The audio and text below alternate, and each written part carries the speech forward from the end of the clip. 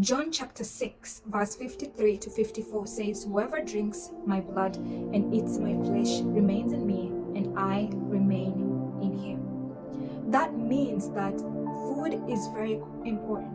Because where there's food, there's communion. And Jesus was saying this because of the power of Holy Communion. When we drink his blood and eat his flesh, that means there's Holy Communion that has already been formed.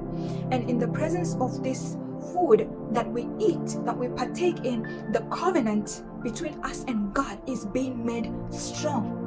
So that is why Holy Communion, when we partake in Holy Communion, it is not something that is so easy. Partaking in Holy Communion, it is something that is life-giving, the Bible says.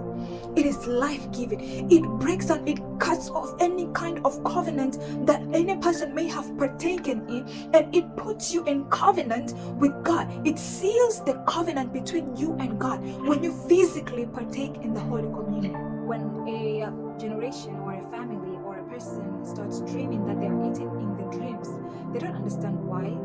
They find themselves that they're being served like a platter of food, or some people are even eating meat, raw meat, flesh, uncooked, all types of meat, and they're being served and they're eating, and some of it is delicious, some of it is not delicious, and they wake up wondering what just happened. And if you notice closely, after having dreams that you are eating, especially as a believer in Jesus Christ, you find some things begin to happen in your spiritual life.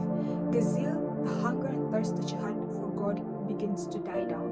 You begin to struggle in your faith. You begin to feel defiled in your body.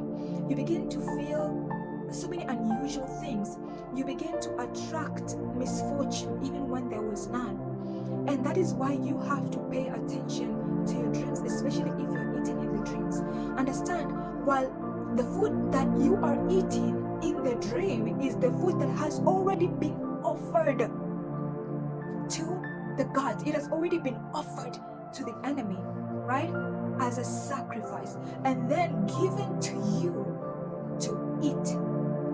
And that is why they do this in your dream, because physically they cannot get you to eat this food, because you are not a part of the covenant. But because they understand this is not how they can get to you, they will go to you, they will get through to you in your dreams, and you begin to have these weird dreams. You're eating food in a buffet of food. You don't even know how. Not knowing that there is idolatry in your bloodline. The reason why the enemy actually has legal rights is because he has already done the sacrifice. There's a covenant that is in place. And understand one thing, when you constantly keep dreaming that you're eating this food, that means constantly there's a sacrifice that is being made.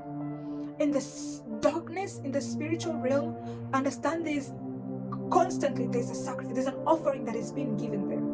And where there's an offering that is being given there, they will look for people because they want to keep them in bondage. They will go to everyone in the family, every single person, and they will feed them those food that they had just sacrificed in their dreams.